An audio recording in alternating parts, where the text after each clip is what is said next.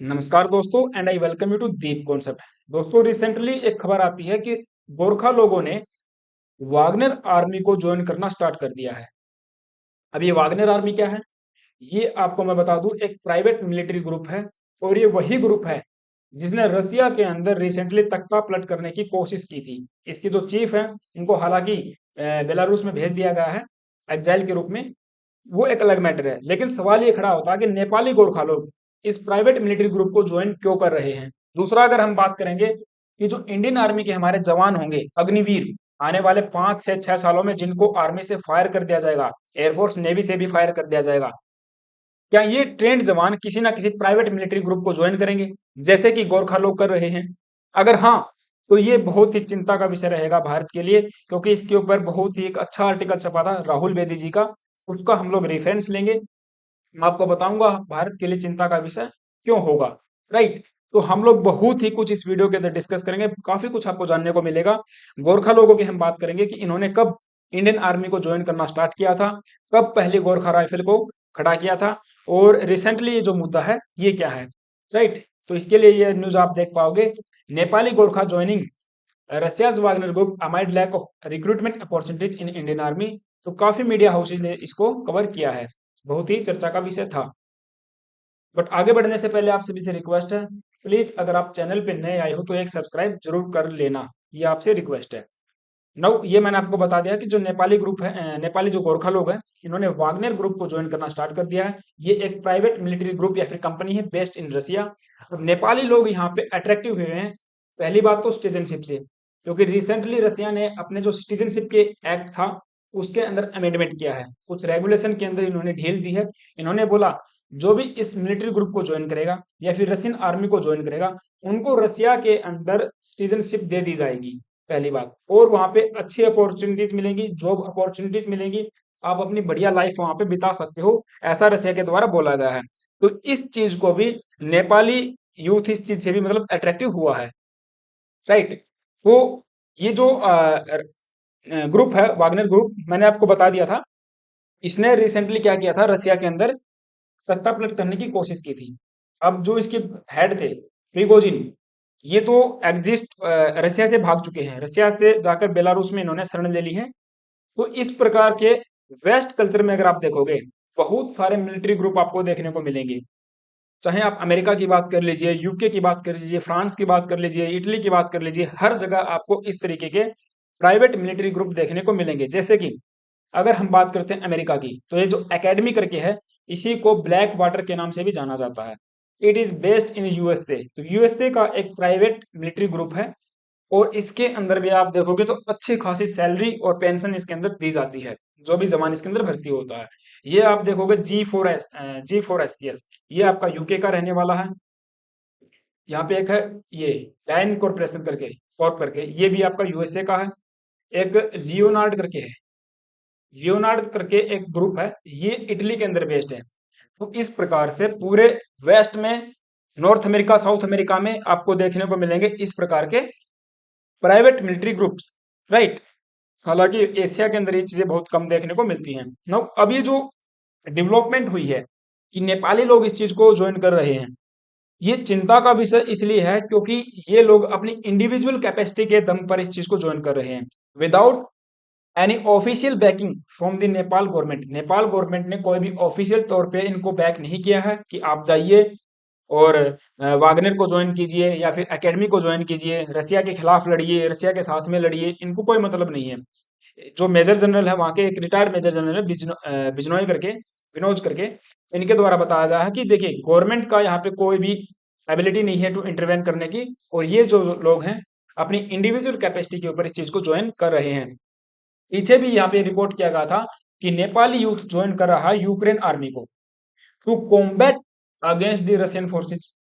अब देखो, यहाँ पे एक प्रकार से जो यूथ है यहाँ का, नेपाल का, वो यूक्रेन आर्मी को भी ज्वाइन कर रहा है, और दूसरी तरफ जो वागनर ग्रुप है वो भी इनको ज्वाइन करवा रहा है। तो अगर आप देखोगे, एक प्रकार से आपस में ही एक ही नेशनलिटी के लोग आपस में ही लड़ रहे हैं किसी दूसरे देशों के लिए। तो ये काफी चिंता का विषय एक प्रकार से रहने वाला है।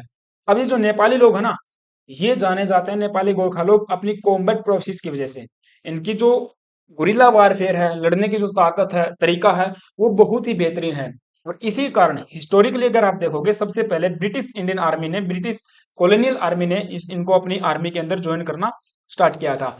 बात हो जाएगी 24 अप्रैल 1818 की, जब पहली गोरखा राइफल को इस्टेब्लिश किया गया था। First Gorkha rifle was established in 24 अप्रैल 1815, 1815 को। तब से अगर आप देखोगे अभी तक हमारे पास टोटल 7 तो रेजिमेंट हैं इंडियन आर्मी के अंदर, और 39 हमारे पास गोरखा बटालियंस हैं। जब 1947 में हम आजाद हुए तो हमारे पास टोटल 6 थी बटालियंस, गोरखा रेजिमेंट्स। उसके बाद आर्मी आजादी के बाद एक बटालियन और यहाँ पे गठित की गई थी। तो टोटल 7 बटालियन, 7 रेजिमेंट हैं और 39 बटालियंस हो जाएंगे। ये बटालियंस काम करते हैं इन्हीं रेजिमेंट्स के अंदर में। 28,000 के तकरीबन सैनिक जो नेपाली हैं, इंडियन आर्मी के अंदर सर्विस हमारी दे रहे हैं रिसेंटली। और 2000 के तकरीबन नेपालीज को प्रत्येक साल यहाँ पे आर्मी के अंदर भर्ती करवाया जाता है इंडियन आर्मी में, राइट। तो इंडियन आर्मी में आप देखोगे, ब्रिटेन की आर्मी में आप देखोगे तो नेपाली लोग आपको देखने को मिलेंगे। उसका रीजन है 1947 का एक एग्रीमेंट। 1947 में जब हम आजाद हुए तो ब्रिटेन और इंडिया और नेपाल के बीच में एक एग्रीमेंट हुआ था, that is the Britain India Nepal tripartite agreement 1947। इसके तहत नेपाली जो गोरखा लोग हैं उनको ब्रिटेन की आर्मी में और इंडियन आर्मी में भर्ती किया जाएगा, राइट। और आप देख पाओगे तो फ्रांस और सिंगापुर जैसे देश भी इनको भर्ती करवा रहे हैं। और इन्हीं चीजों को देखते हुए चाइना भी कूद पड़ा है। ये रिसेंटली एक आर्टिकल छपा था 3 मई 2023 को।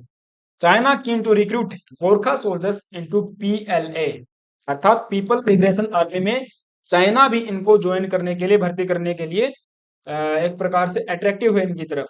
तो ये हमारे लिए काफी चिंता का विषय है। अब चिंता का विषय क्यों है?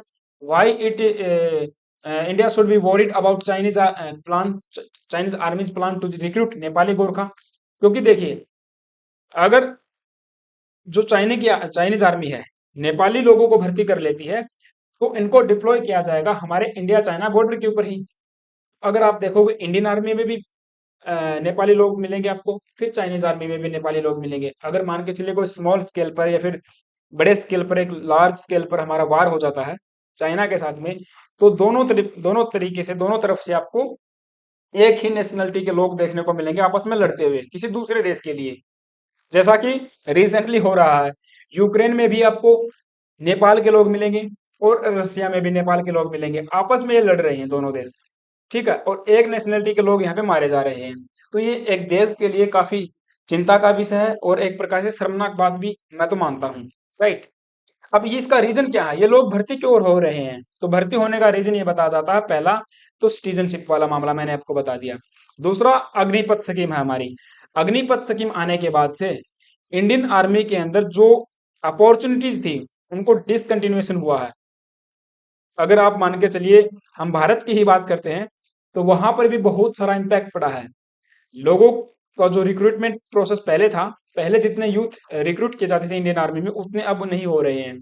तो फिर नेपाल के तो कहाँ से होंगे, राइट। तो इन दोनों चीजों ने यहाँ पे सिग्निफिकेंट रोल यहाँ पे अदा किया है कि नेपाल के जो गोरखा लोग हैं उनको अट्रैक्ट किया है एक अल्टरनेटिव एवेन्यू ढूंढने के लिए।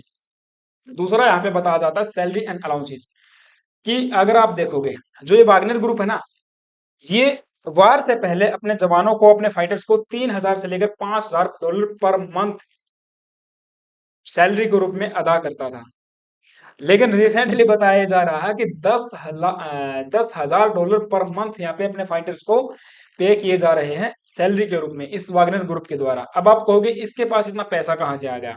तो देखिए, जो भी मिलिट्री ग्रुप होता है, जिस भी देश के लिए काम करता है, उस देश की सरकार इनको पैसा देती रहती है, क्योंकि सरकार को सर्विस देते हैं। आपको पता है सीरिया के अंदर, यमन में, इराक में ये जो वागनर ग्रुप है, ये बहुत ही सालों तक वहां पे स्टे किया था इन्होंने, और इनके बहुत सारे जवान भी मारे गए थे। अब पीछे ही खबर ये आई थी, 28 जून की ही खबर है ये, कि प्रिगोजिन प्रिगोजिन ये जो व्यक्ति है वागनर ग्रुप का चीफ, to be investigated after being paid $2 billion in a year. एक साल में 2 बिलियन के तकरीबन डॉलर इस ग्रुप को रसिया की गवर्नमेंट के द्वारा दिए गए हैं। अब उसका इन्वेस्टिगेशन चलेगा कि इन्होंने पैसा कहाँ पे खर्च किया है। खर्च क्या करना है, अपने जवानों के अंदर बांट दीजिए बस, चलो भाई। तो ये चीज है। अब चिंता का विषय बहुत है हमारे लिए भी। क्योंकि कंसर्न इसलिए है कि नेपाल की अगर हम बात करते हैं, नेपाल इंडिया के जो टाइज हैं, नेपाल इंडिया के जो संबंध हैं, वो कुछ सालों में बहुत ज्यादा खराब हुए हैं। चाहे फिर वो अग्निपथ स्कीम को लेकर हो, डिफेंस को लेकर हो, किसी ट्रेड को लेकर हो, सांस्कृतिक हमारे जो संबंध है उनको लेकर हो। आदि पुरुष ने भी हमारे संबंध खराब कर दिए भाई। हाँ बिल्कुल, आदि पुरुष की वजह से भी हमारे संबंध बहुत खराब हुए हैं। तो ये चीज है। अगर हमारे पड़ोसी देश के पास साथ में अगर आप देखोगे संबंध अगर खराब होते हैं तो वो अच्छा नहीं रहता कहीं ना कहीं। क्योंकि अगर आप देखोगे चाइना की हम बात करते हैं, चाइना हमारे लिए बिगेस्ट थ्रेट थ्रेट के रूप में है।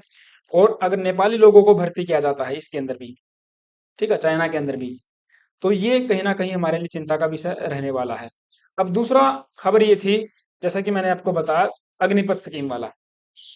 आपको पता है मैंने बताया था 75% इसके अंदर फायर कर दिए जाएंगे और 25% को रिटेन कर लिया जाएगा। 1 महीना का इनको टाइम दिया जाता है कि जब 4 साल इनके पूरे हो जाएंगे सबको घर भेज दिया जाएगा। 1 महीने का टाइम दिया जाएगा। उस 1 महीने में जिसका रिजॉइनिंग का लेटर आ गया वो अपनी सर्विस को जाके रिजॉइन कर लेगा, बाकी अपना फ्री।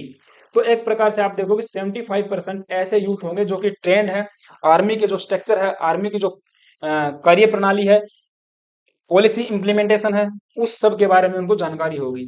और कहीं ना कहीं जाके क्या करेंगे, किसी ना किसी दूसरे मिलिट्री ग्रुप को ज्वाइन कर लेंगे। राइट। सो ये कंसर्न का विषय है हमारे लिए।